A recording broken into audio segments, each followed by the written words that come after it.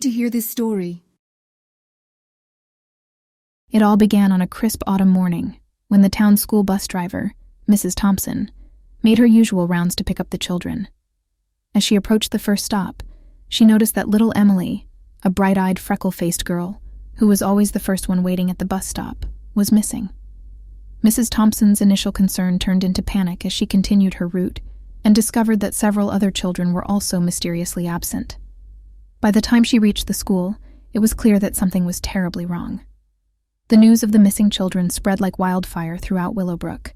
Parents and townsfolk gathered at the school, their faces etched with worry and fear.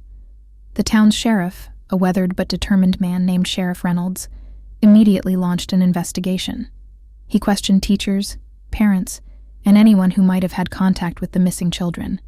But there were no leads, no clues, and no ransom demands. It was as if the children had vanished into thin air. As days turned into weeks, the town was consumed by grief and despair. Families were shattered, and the once close-knit community began to fracture. Willowbrook became a town haunted by empty swings in the park, abandoned bicycles by the roadside, and for sale signs on houses where laughter had once echoed.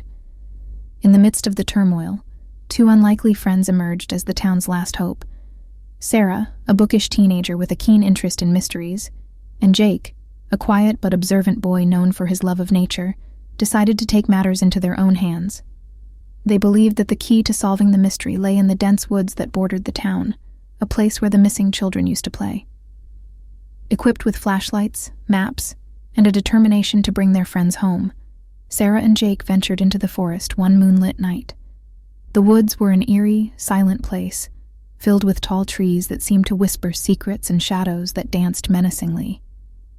But Sarah and Jake pressed on, following faint trails and clues they discovered along the way. Their journey deep into the forest led them to a hidden clearing, where they stumbled upon an old, decrepit cabin.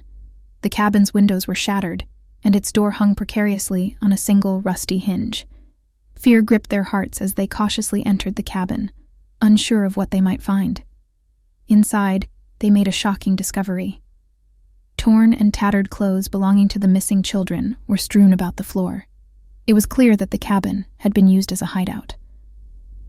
As they inspected the room further, they found a series of cryptic drawings on the walls, depicting eerie figures and symbols. Before they could make sense of the drawings, a faint noise from outside the cabin caught their attention. They peered through the broken window and saw a shadowy figure lurking in the trees. It was the Kidnapper, watching them. With adrenaline coursing through their veins, Sarah and Jake made a quick decision. They snapped photos of the drawings, grabbed some of the children's clothing as evidence, and fled the cabin, leaving the Kidnapper in the darkness. They ran back to town, their hearts pounding, and delivered their findings to Sheriff Reynolds. Using the evidence provided by Sarah and Jake, the sheriff launched a manhunt into the forest. The entire town rallied together, determined to bring the missing children home. Days turned into nights, and the search was grueling. But their persistence paid off. They eventually found a hidden underground bunker deep within the woods, where the missing children had been kept. With the children safely returned to their families, Willowbrook slowly began to heal. The Kidnapper, a disturbed outsider with a dark past, was apprehended and brought to justice. The community's bond was stronger than ever, forged in the crucible of adversity. As the seasons changed and the scars of the past began to fade, Willowbrook returned to the peaceful town it once was.